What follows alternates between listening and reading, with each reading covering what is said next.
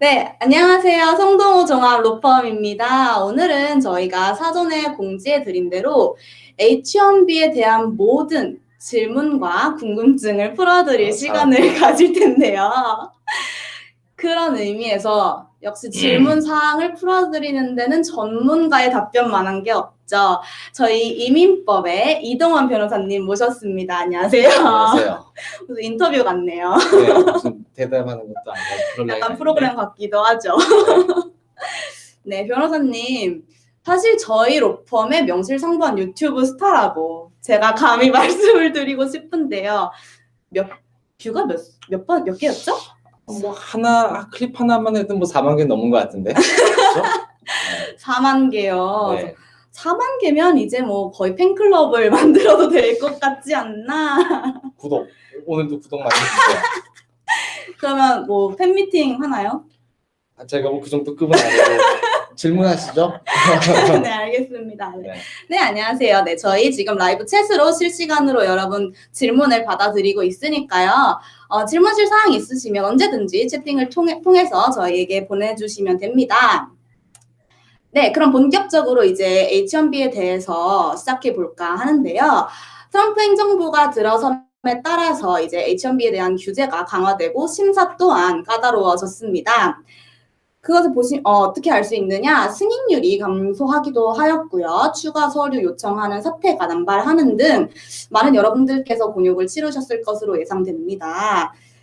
그런데 아직도 왜 H1B가 도대체 뭐길래 사람들이 이렇게 많이 문의를 하고 지원을 하고 싶어 하는지, 네, 변호사님 혹시 H1B만의 특장점이나 아니면 뭐 그냥 특징이라든지 뭐 설명해 주실 게 있을까요? 네, 일단 뭐 들어와 주시는 분들 감사하고요. 안녕하세요.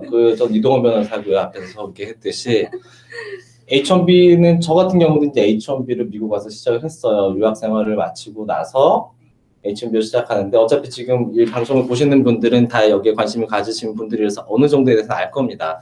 취업 비자 카테고리 중에서 하나인데 보통 여기서 대학교나 대학원을 졸업하고 나서 OPT 기간이라는 기간을 통해서 쓰고 나서 이제 H1B를 받으면 3년 동안 일을 하실 수 있고 최장 6년까지 쓸 수가 있죠. 예, 안녕하세요, 다들. 왜냐면 사실은 제가 큰 기대를 하진 않았었는데 최근 뭐 한 1, 2주 사이에 굉장히 많은 분들이 참여 의사를 밝혀주셔서 너무 감사합니다. 사실은 이렇게까지 포멀하게 할 생각이 아니었잖아요, 저희가. 그렇죠. 네, 그래서 많이들 들어와 주시네요. 아무튼 많이들 질문해 주시고. 그렇죠. 네, 이제 H1B는 한번 연장을 해서 6년까지도 미국에 머무를 수 있는 취업 비자죠. 말 그대로 뭐 정직원을 향한 티켓이라고 생각하면 될까요? 그렇죠. 어떤 게 먼저냐라고 하긴 힘들지만 어찌됐건 H1B 비자가 있어야지 다른 월급 비자도 마찬가지지만 미국에 체류하면서 정상적으로 일을 하실 수가 있기 때문에 H1B 획득은 기본적으로 여기서 대학교나 대학원 졸업하신 분들한테 필수사항이라고 할 수가 있죠. 네, 그렇죠. 네. 제가 본 질문으로는 이제 H1B를 지원하시는 분들께서 뭐 4년제 대학교를 나오신 분들도 많으시지만 예를 들어 한국에서 2년제 대학교를 나왔다거나 아니면은 미국에서 커뮤니티 컬리지를 졸업하시는 경우에도 H1B를 지원할 수 있느냐 이런 질문도 꽤 많이 봤어요. 지원 자격이 어떻게 되나요? 기본적으로 H1B에서 요구하는 자격 사항은 최소한 해당 포지션이 대학 학위 이상을 필요로 하는 포지션이냐 그 정도로 난이도가 높고 한 포지션이라는 거고 지금 질문해 주신 것도 좋은 질문이신데 만약에 여기서 학사 학위가 없는 경우라면 한국이든 미국에서든 그런 경우에는 이제 그 직장 경력이 몇 년으로 있느냐에 따라서 그거를 학위로 환산을 시킬 수가 있어요. 보통 3년을 1년으로 잡아주기 때문에 만약에 어소시에이트 디그리만 있으실 경우에는 직장 경력이 어느 정도 있다라면 H1B를 시도해볼 수도 있습니다. 그렇군요. 네. 지금 저는 그래픽 디자이너로 현재 J1 비자인데 H1B 신청하고 싶어서 라이브 들어오게 되셨다고. 잘 찾아오셨습니다. 저희가 조금 있다가는 이제 여러분 저희가 사전에 받은 질문에서는 이제 뭐 저는 F1이에요, 저는 J1이에요. 그런데 뭐 H1B로 바꾸고 싶어요. 이런 질문들도 많이 다룰 예정이라서요. 정말 적절하게 잘 들어오신 것 같습니다. 저 근데 딱 1시간만 하고 나갈 거예요. 금요일이니까. 또 월요일은 휴일이잖아요. 네, 월요일 휴일이니까. 그럼요. 그러면 이제 저거 질문 한번 잠깐 드려볼까요? 네네, 그래픽 그럼요. 디자이너도 당연히 H1B, 지금 현재 J1 비자라고 하셨죠? 네네. 오케이, J1 비자에서 H1B 비자로 일단은 넘겨가는 그 트랜스퍼, 체인지 오브 스테이터스 하는 건 나중에 좀 짚어보기로 하고, 그래픽 디자이너도 기본적으로 H1B에서 요구하는 전문 직종에 해당이 된다라고 말할 수가 있어요. 주장할 수가 있고요. 그런데 사실은 뭐 이건 트럼프 행정부가 출범하고 나서 어려워진 것도 있지만 그 전부터도 그래픽 디자이너가 특히나 고려해야 될 거는 회사의 규모나 정말 본인이 하게 될 포지션의 잡두리가 얼만큼 난이도가 있느냐를 보여주는 게 사실은 관건이에요. 다른 것도 마찬가지지만 왜냐면은 상식적으로 봤을 때 그래픽 디자이너라고 해서 반드시 대학교를 나오지 않더라도 아까 우리 사회자님 말씀하셨듯이 어소시에이트 디그리만 있다라거나 아니면 고등학교 졸업자로서도 학원이나 아니면 본인의 뭐라 그러죠? 장점이 있어가지고 그래픽 디자이너 잘하시는 분들이 있어요. 그걸 이민국이나 노동청이 다 안단 말이죠. 그래서 예를 들어서 그래픽 디자인은 전공을 했고 내가 굉장히 큰 광고 회사의 그래픽 디자이너, 웹 디자이너로 들어간다라고 하면 H1B를 주장하기가 훨씬 더 쉬워요. 그런데 예를 들어서 그래픽 디자이너 전공했지만 예를 들어서 한 3명 정도밖에 되지 않는 규모의 일반적인 회사.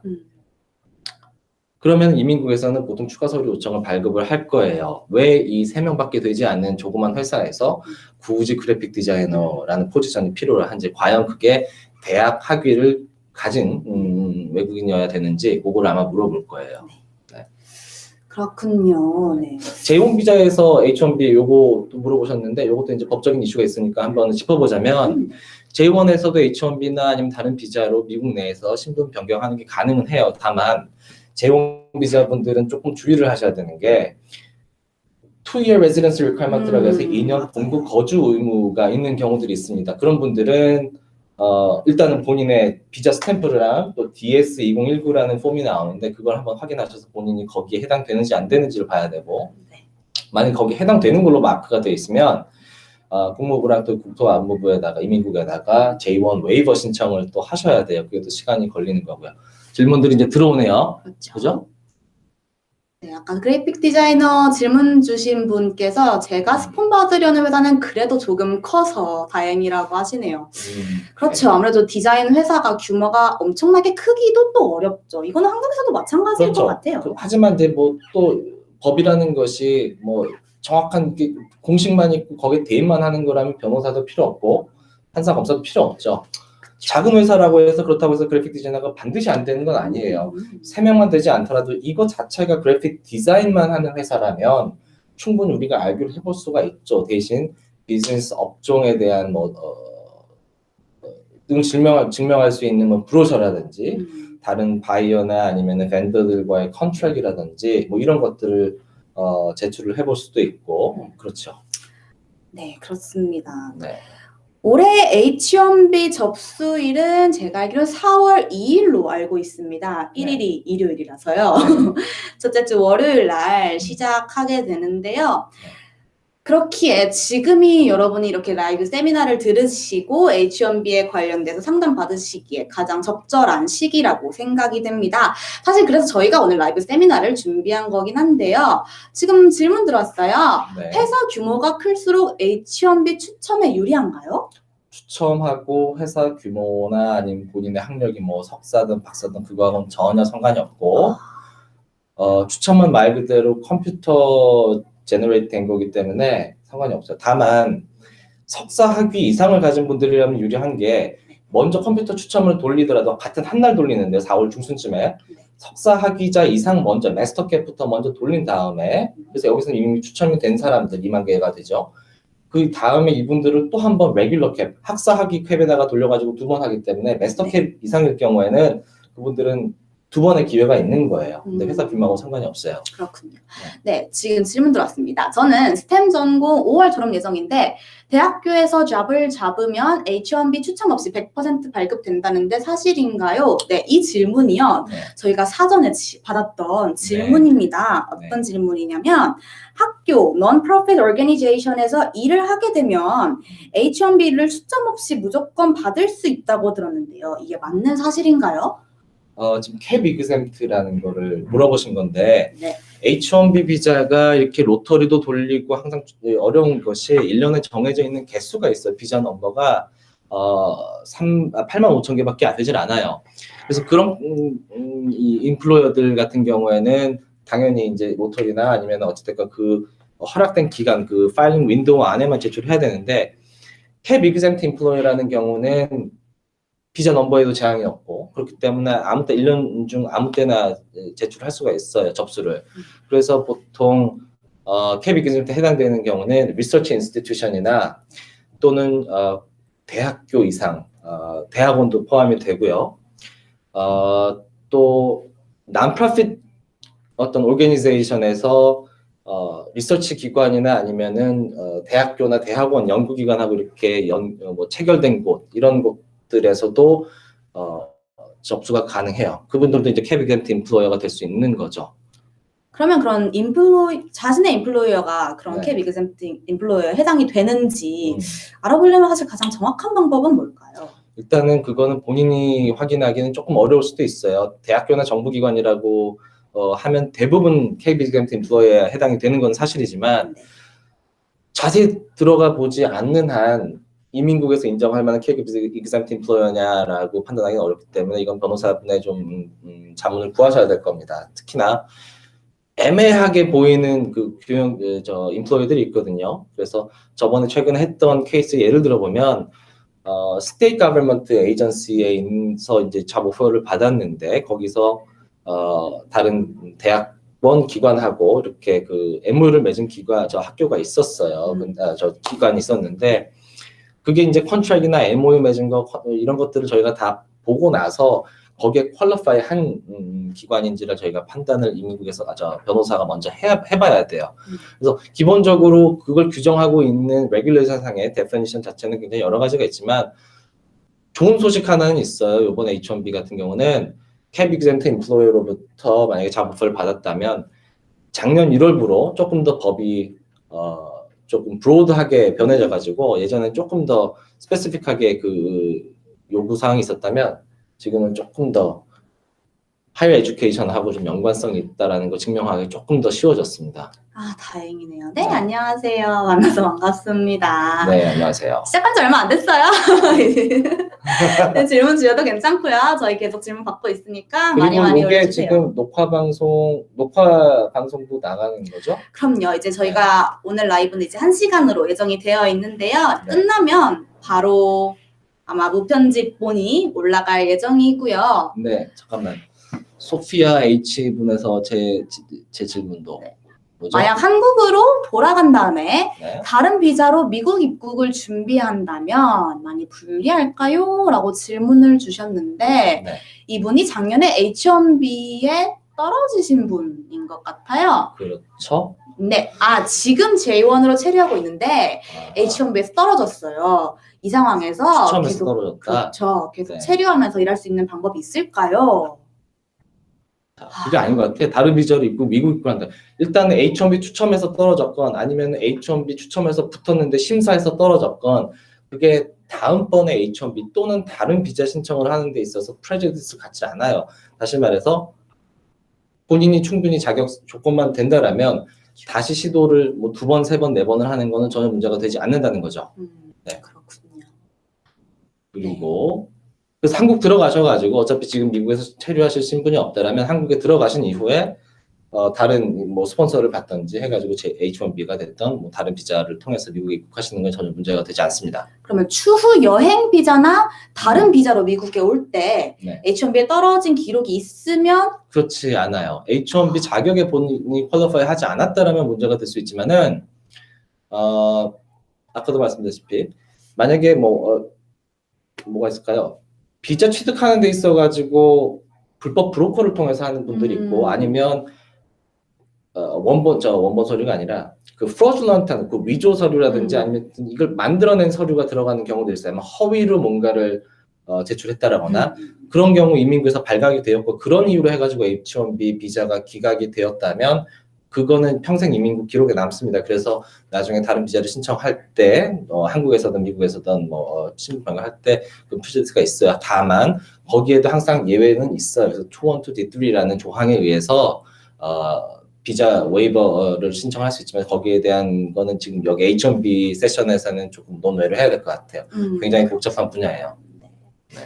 저희와 상담하고 싶으신 분들은 언제든지 저희 사무실로 전화를 주시면 되고요. 아니면 저희 메일로도 상담 받고 있으니까요. 메일 주시면 됩니다.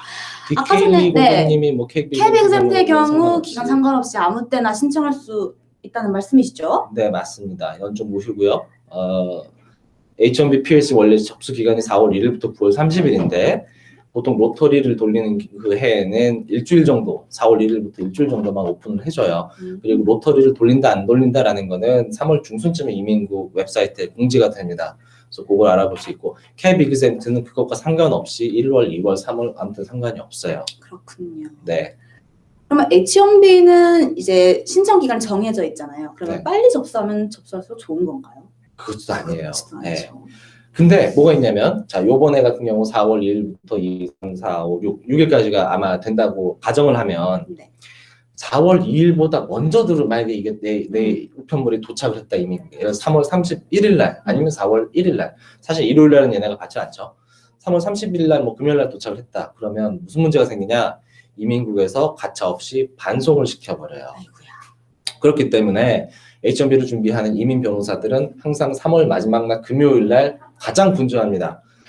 가장 분주하고 그 많은 패킷들 수십 개, 수백 개가 될 수 있죠. 그런 것들 다 준비해가지고 일괄적으로 발송을 해요. 오버나이스로 발송을 해서 그 다음날 월요일에 도착할 수 있게끔 하고 조금 더 늦게 준비한 케이스들 같은 경우에는 그 다음 주 이제 화수목금 그 다음 주가 아니고 4월 그 첫째 주에 화수목금까지 노릴 수도 있고요. 근데 빨리 도착 그 기간 안에만 어찌됐건 도착을 하면 돼요.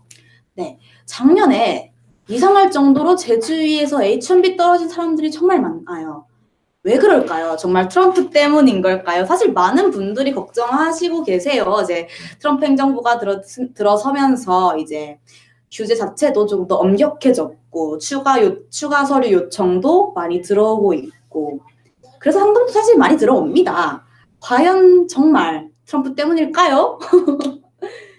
가장 큰 문제는 실제로도 그리고 작년에 이제 승인율이 한 5에서 10% 낮아졌다라고 통계가 나오고 있고 그 이유는 저희 송로펌의 이제 다른 유튜브 영상 클립에도 있기는 해요. 아주 간략히만 말씀을 드리면 작년에는 RFE 추가 서류 발급률이 예년에 비해서 최소한 15%, 35%까지 늘어났습니다. 서비스 센터별로 좀 차이가 나요.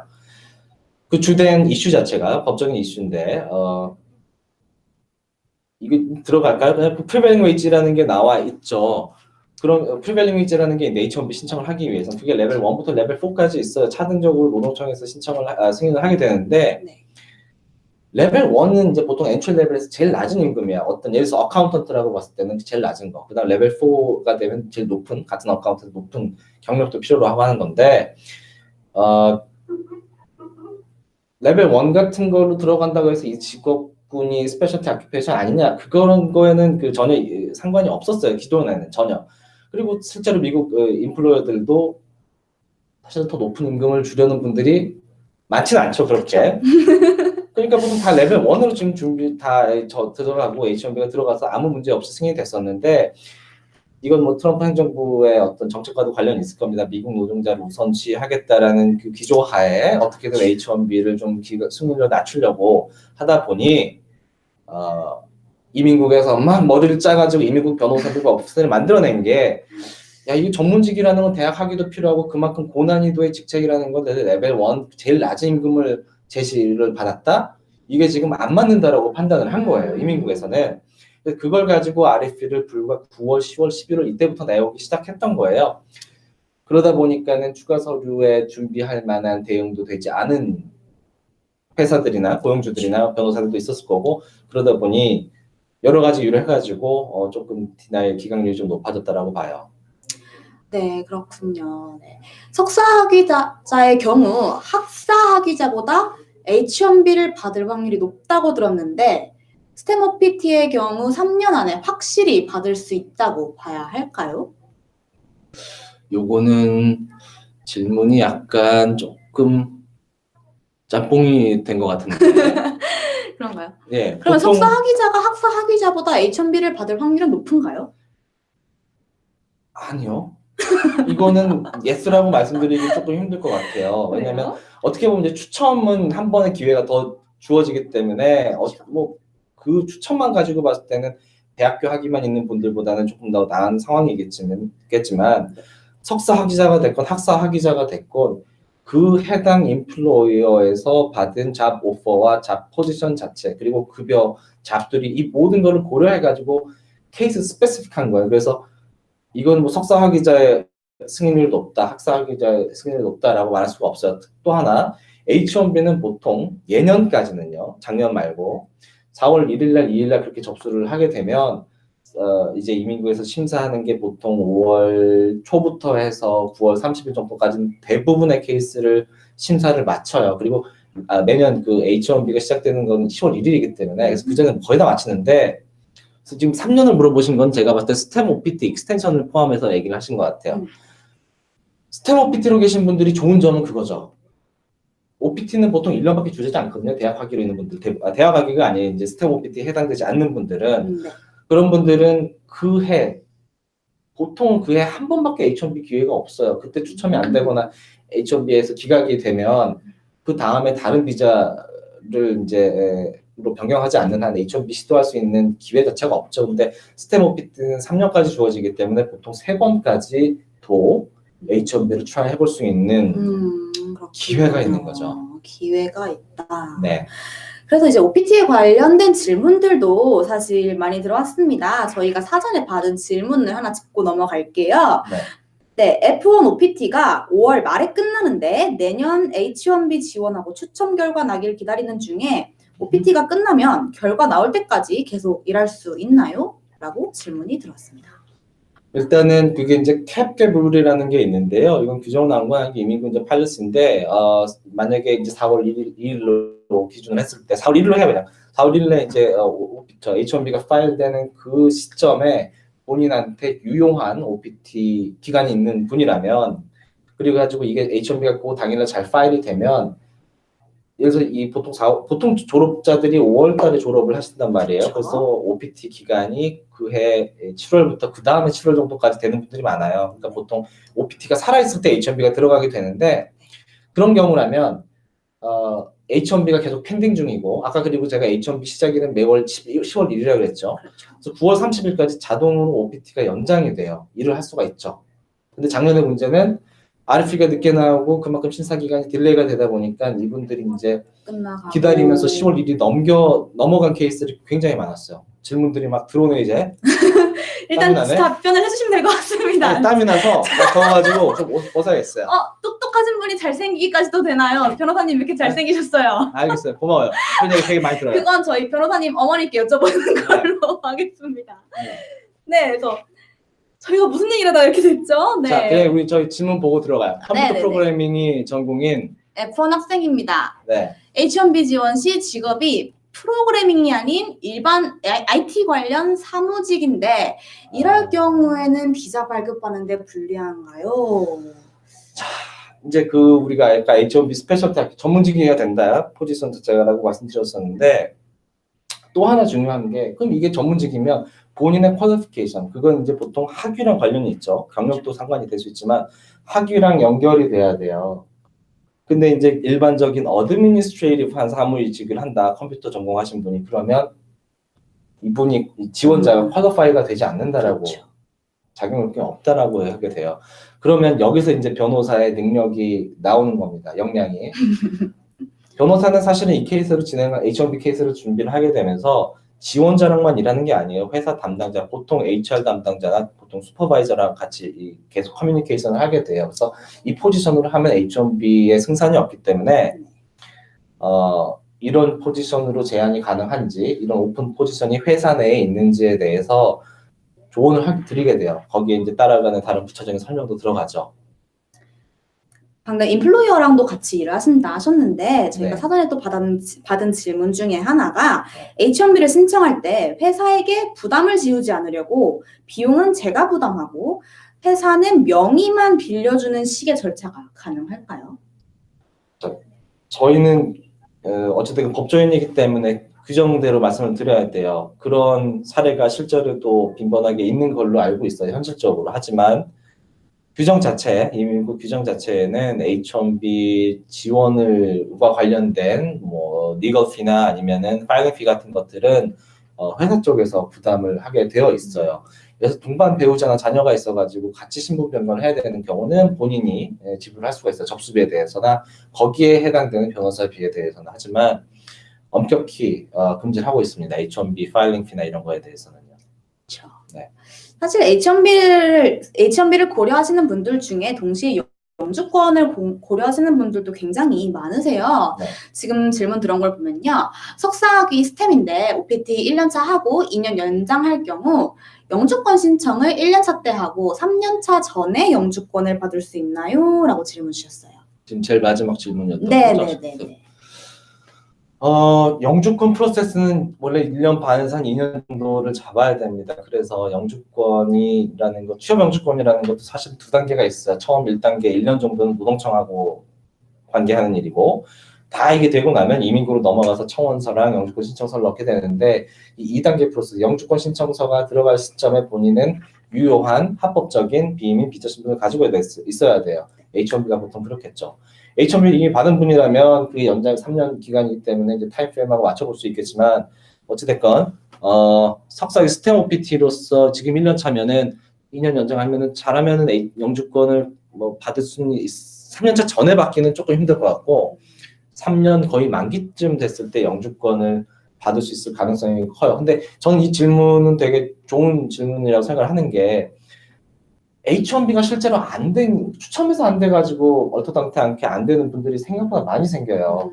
작년만 하더라도 2.5대 1 가까이 됐었단 말이에요. 추첨 비율이 3대 1 가까이 됐었던 걸 기억하는데 그런 경우에는 거기서 자포자기하고 그냥 본국으로 갈 수밖에 없다라고 생각을 해요. 특히나 미국 유학까지 오셔서 그 고생을 하고, 그죠? 근데 만약에 이제 회사 측에서 영주권 서포트를 해줄 수 있다라는 제안을 받으면 충분히 그거는 노려볼 수 있는 한가의 너무나 좋은 대안이라는 거죠. 그리고 그 안에 H1B를 대신할 만한 대안 비자 같은 것들을 변호사와 상담을 해서 본인한테 맞는 비자 카테고리를 지원해서 일단 신분 유지를 좀 해보는 것도 하나의 고려할 만한 방법이겠습니다. 그러면은 이제 제가 알기로는 업종마다 전공마다 H1B가 안 됐을 경우에 이제 지원하는 대안 비자의 종류가 다르다고 들었어요.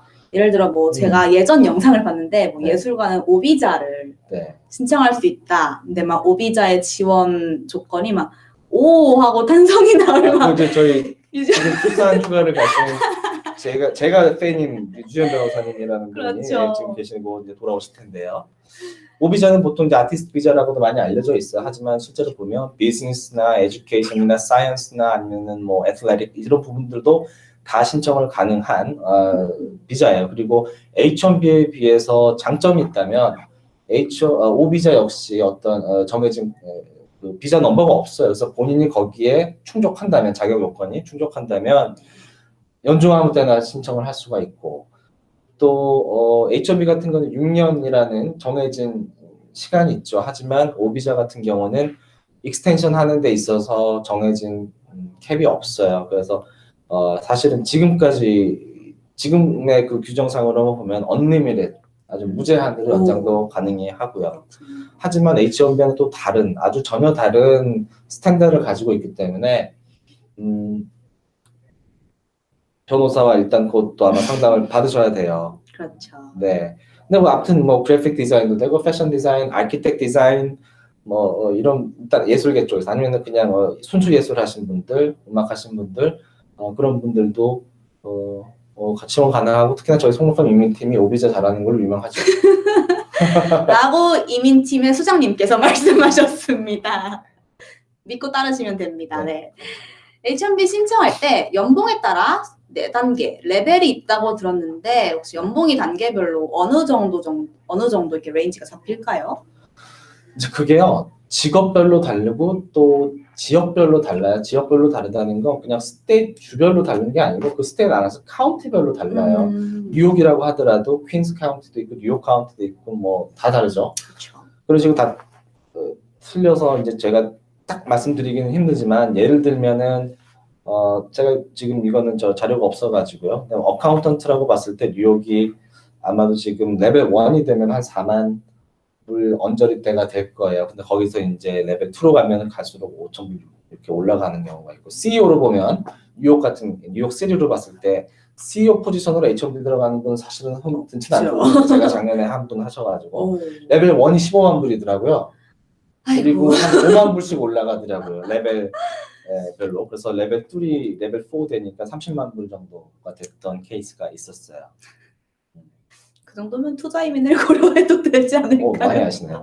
투자님 해볼만도 하죠. 그럼요. 근데 이제 그거는 내 돈 내는 게 아니고 그렇죠. 샐러리도 주시는 거니까. 그래서 저기 또 하나 있어요. 무슨 중국 네, 이거는 이제 H1B 국적과 관련한 질문이네요.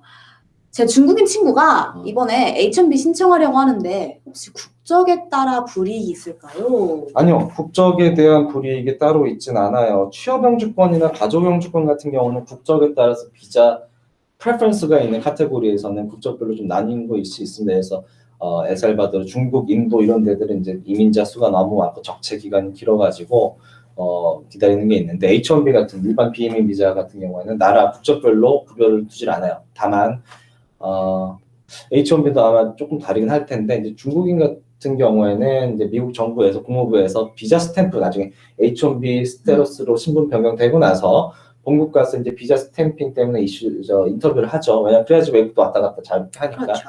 그런 거에서 약간의 다른 나라와 좀 차이가 있어요. 특히나 오비자 같은 거 말씀하셨지만 여러 번 이렇게 왔다 갔다 했을 때 멀티플 엔트리 비자가 아니고 오비자 같은 경우도 싱글 엔트리로 나오고 기간도 좀 짧게 나오는 걸 알고 있어요. H1B 같은 경우는. 그렇군요. 미국에서 H1B 받았는데 한국 갔다가 비자가 안 나와서 못 들어오는 경우가 있다던데 그건 왜 그런가요? 그것도 이제 작년, 재작년 말부터 조금 바뀐 트렌드 중에 하나예요.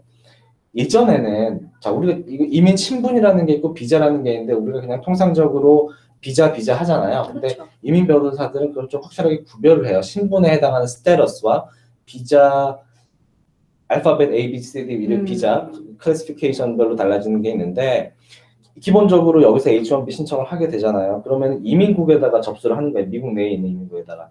이게 승인이 청원서가 되면 그건 이제 여기 안에서 이제 신분이 바뀌는 거예요. 보통 F1에서 H1B로.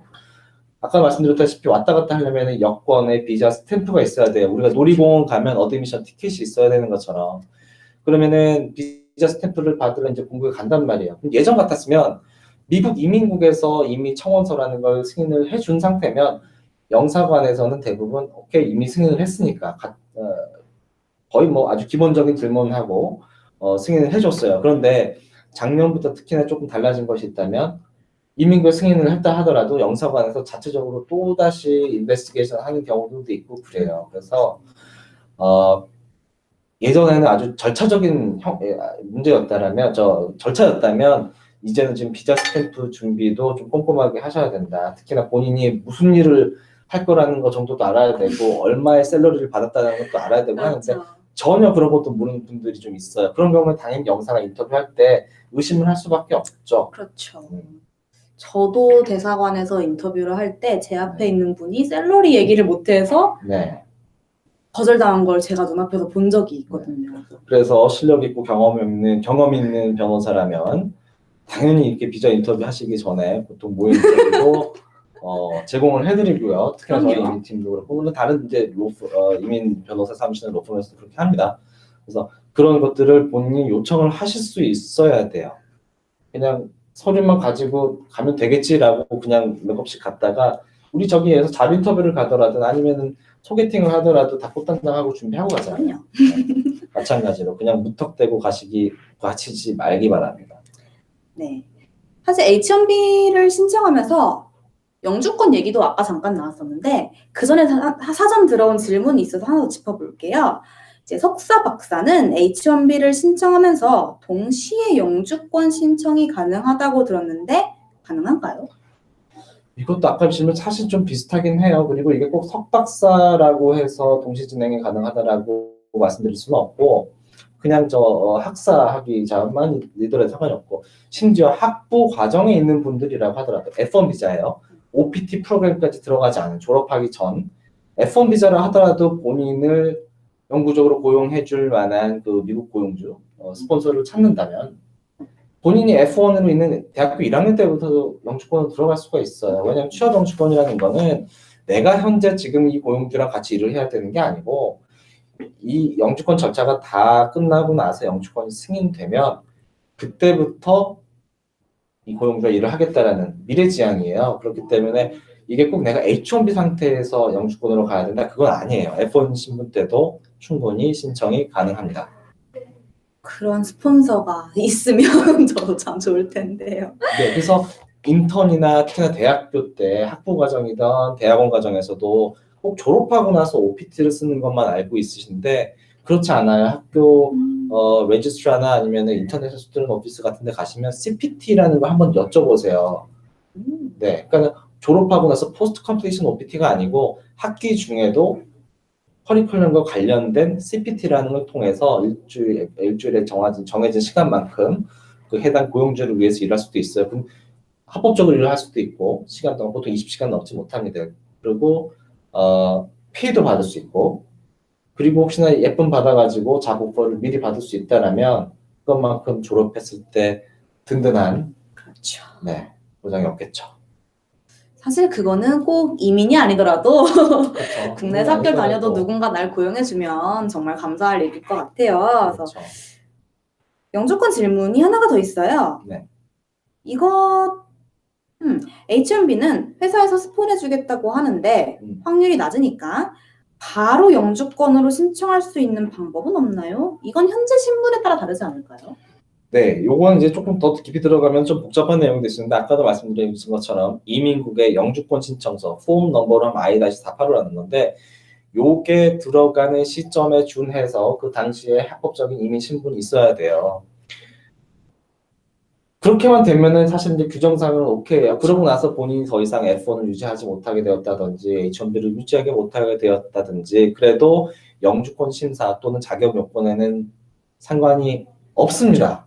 그런데 요즘 트렌드가 이민국은 정말 많이 바뀌는 정말 패션 업계처럼 많이 바뀌는 곳이에요. 그래서 이민국의 요즘 포지션 자체는 입장 자체는 이게 이제 컨티뉴잉 애플리케이션이라 그래서 이 사람이 계속적으로 신분 유지를 하고 있었는지를 보는 편이에요. 하지만 어찌됐건 원칙적으로 규정상에는 신분 H1B 영주권이 들어간 시점까지 자기 미국에 들어왔을 때부터 그 총 기간 동안 합법적으로 신분 유지를 하고 있었는지 그것만 판단을 하게 돼 있어요. 다만 자꾸 이 강조를 드리는 이유가 영주권이 최종적으로 승인된다라는 보장을 할 수가 없어요. 특히나 요즘 너무나 불확실성의 시대이기 때문에 가급적이면 영주권 카드를 받을 때까지 내 손에 넣을 때까지는 합법적인 신분을 유지를 하시라는 거죠. 그래야지만 혹시라도 이게 원치 않는 결과가 나왔을 때 그때 가서 다시 대응을 할 수 있는 백업 플랜이 있는 거예요. 방금 답변해 주신 게 그 전에 질문 또 있었는데 이 질문에 대한 답변도 사실 될 것 같아요. H1B 안 하고 바로 그린카드 지원하는 중간에 그린카드를 지원하면 주는 EAD 카드가 아직 안 나온 상태에서 OPT가 끝나면 어떻게 되는 걸까요? 이것도 이제 복잡한 좀 약간 중첩적인 질문이긴 한데 그렇죠. 자, 영주권을 우리가 파일했다는 거는 아까 영주권 신청서 2단계에서 들어갔다는 거예요. 그리고 영주권 신청을 할 때 보통 같이 들어가는 거예요. 별도 비용이 들지 않기 때문에 들어가는 게 노동허가증과 애드밴스 폴을 그래가지고 가입국 허가서를 미리 이제 신청을 할 수가 있어요. 그리고 그게 한 4개월이 걸려요. 접수하고 나서. 그러니까 요거는 조금 더 제가 스페시픽한 디테일이 필요한 질문이긴 하나 본인의 OPT가 끝나는 시점과 그리고 영주권을 신청하고 나는 그 노동허가증이 받는 그 시기가 어떻게 되는지 타임프레임을 저희가 조금 더 살펴볼 필요가 있을 것 같아요. 혹시 지금 들어가 계신다면 여기서 좀 더 부연 질문을 해주시면 좋을 것 같아요. 네. 어찌됐건 다른 법도 마찬가지지만 이민법 이 프랙티스 에리아에도 워낙 변수가 좀 많이 있다 보니까 제가 딱 명확한 답변을 드리기는 좀 어렵네요. 지금 상황으로. 그렇군요. 네. 역시 H1B는 이제 추첨이라는 것도 있고 있고 또 아무래도 본인의 미래와 직결되기도 하고 해서 많은 분들이 상담도 주시고 많은 분들이 이제 궁금해하시는 것도 많은 것 같아요. 그래서 질문 들어온 걸 또 볼까요? H1B 관련 법을 트럼프 대통령이 바꾸려고 하는데 바꾼다고 한다고 했던 것 같은데 몇 년 안에 바뀐다고 보시나요? 사실 저는 작년에 무슨 시행명령에 사인을 했다는 걸로 알고 있거든요. 그래서 이제 규제가 심해졌고. 정확히 말하면은 이 트럼프가 어디다가 사인한 건데 익세큐티브 행정명령에다 이제 사인을 한 부분들이 있어요. 근데 이게 이제 H1B랑 맞물리는 부분들이 있었던 거고 사실은 이제 기본적으로 이민법, 특히나 H1B를 관장하고 있는 법은 연방 규정이에요. 스태튜트도 있고 레귤레이션도 있고요. 근데 그게 아직 바뀐 건 없어요. 그리고 이민법이 좀 어려울 수도 있는 분야가 이런 규정들이 여러 가지가 있음과 동시에 그동안 이민국 내에서 쌓여진 판례들이 있습니다.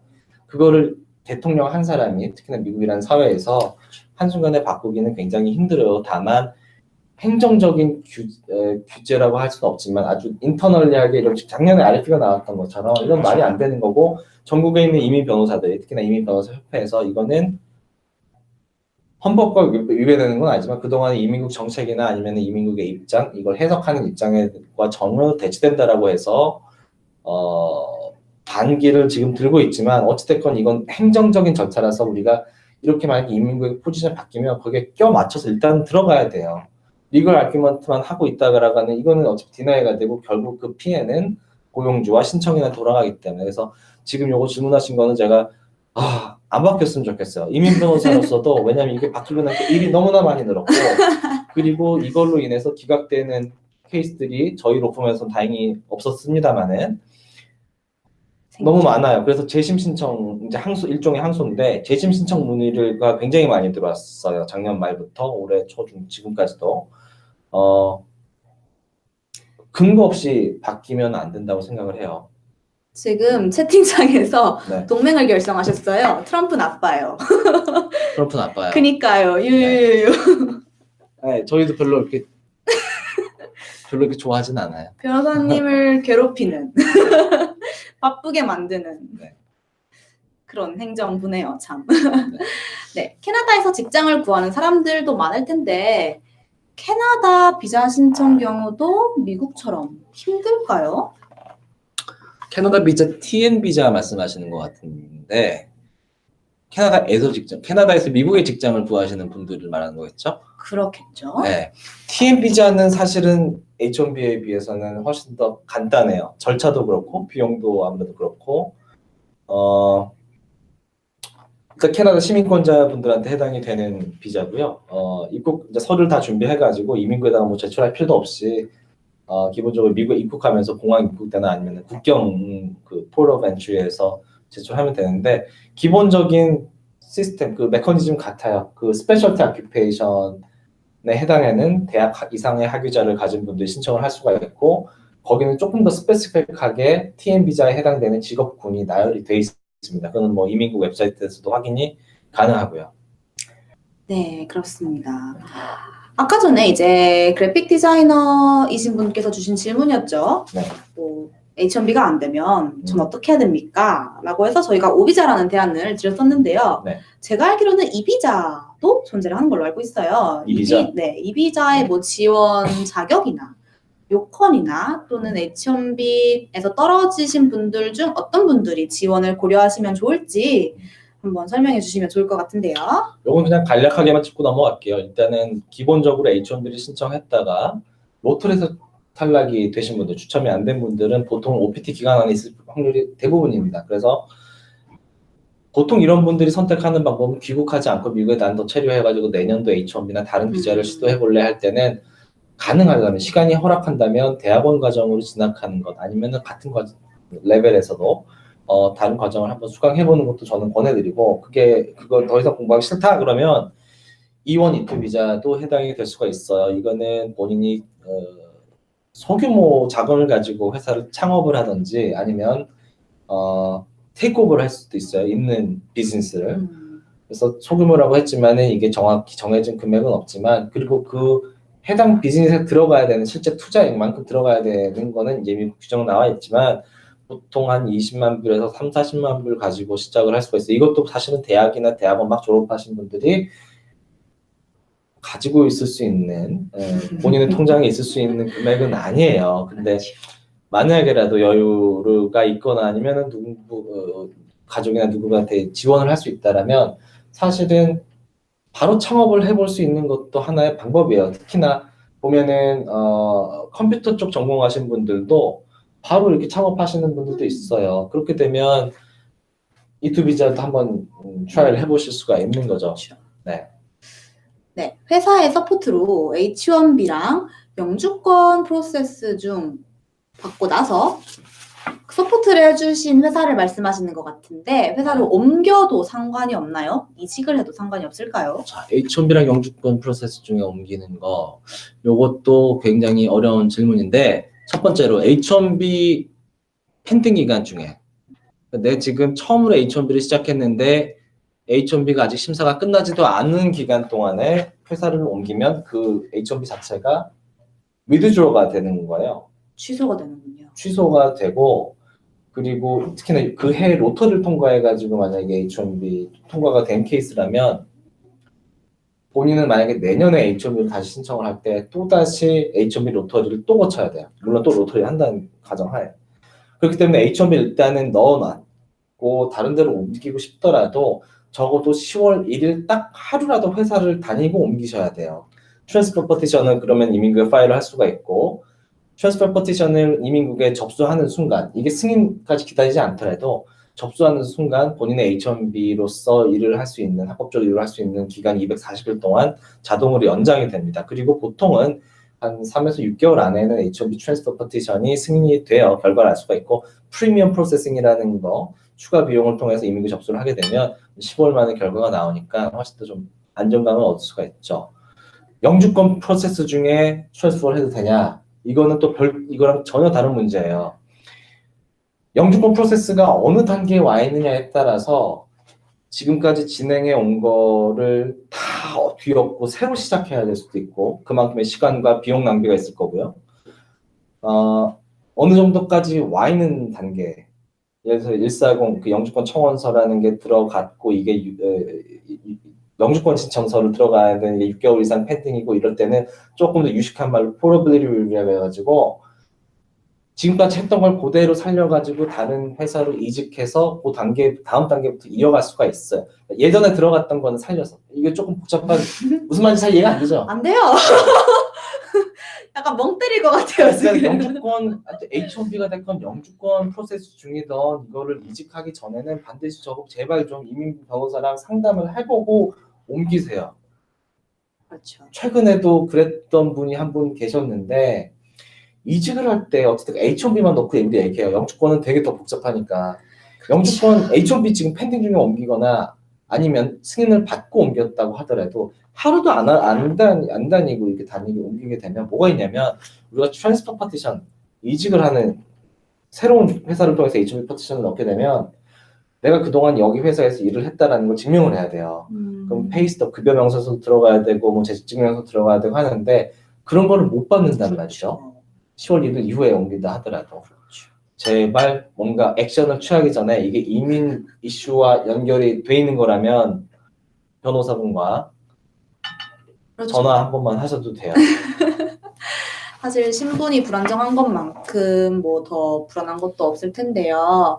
그래서 방금 변호사님께서 말씀하신 것처럼 저희 상담 계속 받고 있습니다. 네. 저희 로펌으로 전화를 주셔도 되고요. 한국어, 중국어, 영어 모두 가능합니다. 그리고 메일 @송로펌.com으로 메일을 주셔도 저희가 최대한 빨리 확인을 해서 상담 어레인지 해드리도록 하겠습니다. 아 이게 좀 배고픈데 이제 먹방이라도 안 돼요. 안 돼요. 조금만 먹지 말고. 기다려주세요. 네. 몰배를 채우시는 게 좋을 것 같습니다. 질문 하나가 또 들어왔네요. RF가 나오는 경우가 많아졌다는데 이 경우 대처가 많이 힘들었다고 들었어요. RF가 나온다는 것 자체가 사실상 H1B가 기각될 가는 것은 큰가요? 그거는 여러 가지 변수가 달렸어요. 변호사 능력이 가장 중요할 것도 있고 어찌됐건 보통 RF가 나왔을 때 두 가지 이슈가 요즘 많이 나와요. 전통적으로 나왔던 이슈, 해당 포지션이 전문 직종에 해당하는가를 물어보는 거. 플러스 이민국에서 이 사람들이 모여가지고 머리를 밤새 짜내가지고 했다라는 게 레벨 1으로 들어갔을 때 해당 포지션이 과연 전문 직종에 해당되는가를 그쵸. 그만큼 그만큼 임금을 성적이 있다라는 거죠. 임금 받을 만큼 네, 그래서 그걸 증명 반박하라는 서류를 요청을 하는 경우가 많은데 이것도 이제 저희 이미팅 한번 자랑을 하면 작년에 RF도 저희도 엄청나게 많이 받았어요. 예년에 비해서. 그리고 처음에는 굉장히 저희도 그래서 리서치를 많이 했고 어떻게 대응을 해야 되는지 저희만의 노하우를 말씀드릴 수는 없어요. 여기다가. 그렇지만 그럼요. 사실 저희 말고도 다른 로펌에서도 뭐 잘하시는 분들도 있었을 거예요. 그러니까 승인 받은 케이스는 받았고 근데 정확한 분석을 해야 됩니다. 웨이지 스트럭처가 어떻게 되는지 그리고 이 직무 자체가 실제로 엔트리 레벨에 해당될 수도 있음을 보여줘야 돼요. 왜냐하면 직무 자체가 난이도가 높다는 거랑 지금 막 대학교 졸업했지만 이 직무에 들어가가지고 당연히 어느 일정 시간에 트레이닝도 거쳐야 될 거고 슈퍼바이저 어떤 감독도 받아야 될 거고 그런 것도 증명을 해야 될 거고 RFP가 나왔다고 해서 이 케이스가 디나이 될 거라고 단정 지을 필요는 없어요.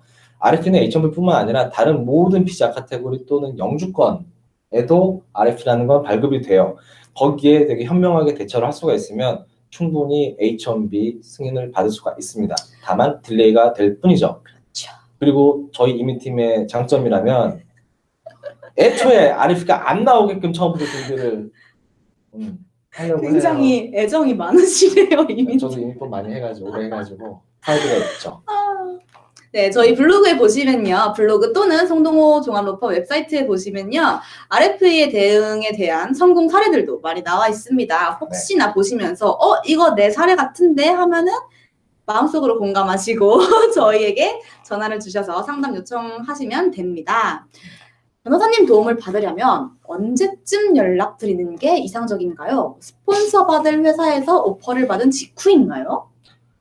그렇죠. 일단은 당연히 이제 H1B 진행을 하시려면 스폰서 받은 업체 고용주가 있어야지 현실적으로 할 수가 있는 걸 거고 다만 이제 H1B 프로시저 잠깐만 설명을 드릴게요. H1B 이제 딱 우리가 리테인이 됐다라고 했을 때 처음에 우리가 제일 먼저 하는 건 포지션 리서치를 해야 돼요. 말씀드렸다시피 이게 너무나 자명한 포지션, 그래서 어카운팅을 전공을 했고 오퍼 받은 포지션이 어카운턴트면 너무나 그렇죠. 딱 들어갈 수 있죠. 그렇죠. 물론 거기에 이제 급여나 다른 것들 고려할 게 있지만 그렇지 않은 포지션들과 디그리도 있단 말이죠. 학위들이. 그래서 그런 것들에 대한 시간이 조금 하루 이틀 걸릴 수가 있고 그리고 나면 이민국에다 프리베링 웨이지 적정 임금을 신청하게 된다. 노동청에다가요. 그게 딱 일주일이 걸려요. 딱 일주일이 걸리고 그리고 나서 이제 그게 가지고 이민국 서류나 뭐 청구 서류들을 준비하게 되는데 그 사이에도 준비할 수 있고 그렇기 때문에 이걸 고려한다면 사실은 H1B를 준비할 수 있는 마지막 시기 변호사한테 컨택해서 내가 지금 이제 H1 파일 할 수가 있어요 라고 할 수 있는 시기는 3월 중순 정도라고 봐야 돼요. 3월 중순. 네, 3월 중순. 왜냐면 그래야지 바로 해서 프리베링 웨이지 신청해서 그걸 받고 그 사이에 서류 다 준비해가지고 3월 마지막 주에 보낼 수가 있으니까 이것도 물론 로터리를 돌린다는 가정하에요. 추첨하지 않는 경우 2012년까지 또 추첨 안 했었거든요. 그 전에도 한 번 했었지만 그때는 4월 1일부터 9월 30일까지 윈도우가 오픈되어 있기 때문에 그거는 사실은 시간 여유를 가지고 준비할 수가 있지만 아마 올해에도 로터리 돌릴 가능성이 커요. 왜냐하면 경제 분석 자체가 예상 자체가 올해도 경제가 나아진다라고 나와 있었기 때문에 그리고 유학생 수가 줄지도 않았고 그래서 로터리 돌릴 가능성이 커요. 그렇군요. 로터리라는 게 참 사람을 들었다 놨다 하는 것 같아요. 네, 그래서 그렇죠? H1B 어찌됐건 스폰서를 구하셨다라면 좀 미리 스폰서한테 잡 오퍼를 받자마자 연락하시는 게 좋고 아니면 먼저 준비하시는 분들도 사실은 있어요. 오퍼를 아직 받지는 못했지만 포텐셜 인플로어가 있다라든지 아니면 본인의 비자 신분을 어떻게 유지할 것인지에 대해서 H1B뿐만 아니라 다른 비자 아까 E1도 얘기했었고요. E1, E2 오비자도 얘기했었고요. 또는 주재원 비자도 생각을 해볼 수가 있고요. 꼭 H1B가 되지 않는다라면 L비자라는 게 있고요. 뭐 그런 다양한 카테고리를 미리 변호사분과 자문을 구해 볼 수도 있겠습니다. 시간을 세이브하는 게 관건이니까요. 그럼요. 뭐든지 미리 알고 준비하면 사실 그게 가장 최고인 것 같아요. 어떠한 뭐 일이 있어도. 굉장히 정형화된 답변이네. 네, 미리 하면 좋겠죠. 네. 제가 사실 오늘 아침에 준비를 하면서 엄청나게 네. 준비를 무슨 말을 해야 될까 정말 이거 고민을 많이 멘트에서 나온 했어요. 아하. 꿈에도 나올 정도로. 저 원래 팩을 하고 잤어야 되는데 깜빡하고 잠들어서. 그 팩을 하고 자라는 메일 제가 오늘 아침에 봤어요. 아, 그래요? 제가 태어나지 왜냐면 우리 못했습니다. 민현님한테도 제가 어제 팩을 하고 주무시면 예쁘게 나올 거야 그랬었는데. 아니 여기 반사판 있다 했는데 아까 있었거든요. 근데 없어졌어요. 그러네요. 누가 갖다 둔 것 같은데. 네, 이제 시간도 거의 다 되고 해서 네. 마무리를 해야겠죠. 저희 예정된 시간이 이제 1시간이었으니까요. 네. 오늘 많은 질문을 받아드리고 싶었는데 뭐 어떻게 다 해소가 되셨는지 모르겠어요. 뭐 안 되셨다면 이분과 상담을 하시면 됩니다. 네, 일단은 저희 송로펌에 전화를 주시면 저희 대표 변호사님과 상담을 하게 되실 거고요. 또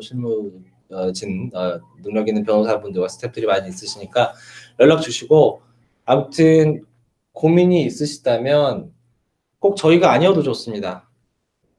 변호사분, 이민법을 전공하시는, 전문으로 하시는 변호사분들한테 반드시 좀 연락을 해보시고 미리 좀 대처를 하실 수 있도록 하시기 바라고, 아무튼 좋은 소식들이 있으셔서 미국에서 본인이 원하는 경력 쌓으시면서 좋은 건강하시기 바랍니다. 네, 저희도 감사합니다. 라이브 세미나 또 하나요? 또 하나요? 뭐 원하신다면? 저희 1년 만에 돌아왔거든요. 네, 원하신다면. 또 하나요? 네. 예님이 이렇게 해주신다면 제가 저는 그날 월차 내겠습니다. 네. 저는 뭐 앉으라고 하면 가서 앉으니까. 다음엔 눕방으로 하신다고 하셨습니다. 누워서 합시다. 다들 집에서 보고 있는 거 아니에요, 편하게? 다들 누워서 보고 저희도 누워서 방송하기로 하고 먹을 것도 좀 갖다 놓고 네.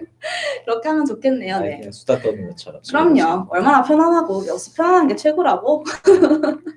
아무튼 시청해 주셔서 감사하고 여기서 정리를 할게요.